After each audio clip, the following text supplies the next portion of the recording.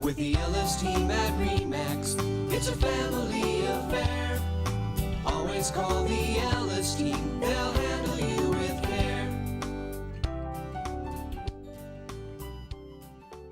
Hello and welcome to the Southwest Florida Real Estate Market Update. I'm Brent Ellis of the Ellis team at RE/MAX Realty Group.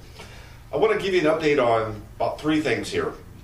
Number one, our inventory levels are really getting down to very low levels. We're below 5,000. Last time I checked, it was like 4,775 single-family home listings. That's pretty low for our market. It has been driving prices. It has been driving prices up, and you kind of see this upward trend. We've got some seasonal numbers here, but that's getting ready to turn. Coming into January, February, March, I would expect some much higher numbers. So we've got a very robust market. Our economy is great down here in Southwest Florida. The weather is perfect. We've got perfect sunshine, temps in the 80 degrees, that sort of thing. So that's the good news. I do want to talk to you about a couple issues we're having in the Southwest Florida real estate market right now. One is appraisals, and I just wrote an article. You can find that article on our blog. Just go to blog.topagent.com.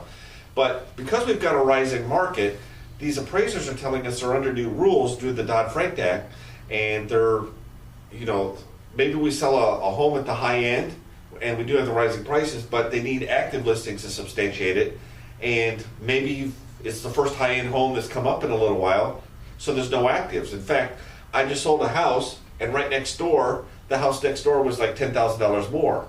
And they said I could use that, but the problem is it sold and closed a few days before the appraisal. So now it's a great comp on the sold side, but they can't use it on the active side. And I said, well, last week it was an active. I can't help it that it's a sold this week, and because that's the kind of market we're in. It's just a fantastic market. So it's really hurting a lot of buyers, and they're having to sometimes pay cash out of pocket for the difference because the sellers aren't coming down. They don't need to. They'll sell it to a cash buyer for a higher price. And in fact, that's happened a few times this year as well.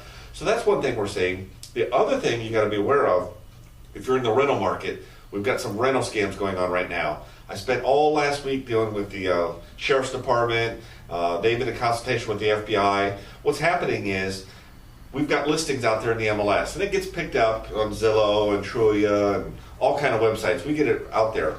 But these scam artists, from many of them out of the country, are taking that information, using our pictures, and saying the property's for rent. So we started getting these rental calls, and they said they found it on Trulia. So we looked into it, and there was a rental listing there. So the person was telling people, well, the family's had a change of heart, and we decided we'll rent it. So we called the family, and they said, we're not doing that. So I called Trulia, got it taken down. About a week later, another person, several people were calling us. One said, I'm supposed to send him a MoneyGram for $1,800, and he'll send me the keys. She said, but I questioned him that it's also for sale. What's the deal? And by the way, he had told them to just go drive by and look in the front window. You can see it's all renovated. The story was that our team had allowed someone to move into the property, and they tore the place up, did a bunch of damage, and he just wasn't happy with the team. As soon as she sent $1,800 MoneyGram, he would FedEx her the keys, and then the sign would come down.